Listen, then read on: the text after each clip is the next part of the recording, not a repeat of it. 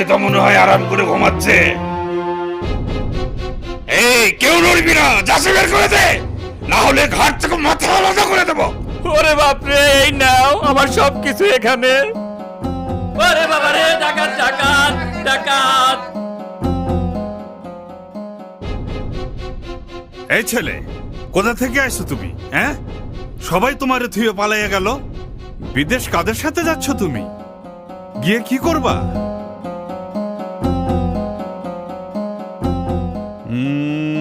বোবা নাকি ছেলেটা? কথা কয় না দেখি। দূর, বাদ দেন, ছোট ছেলে, ওর কাছে কিছুই নাই। আরে কথা বলবি নাকি জিব্বা কেটে ফেলবো?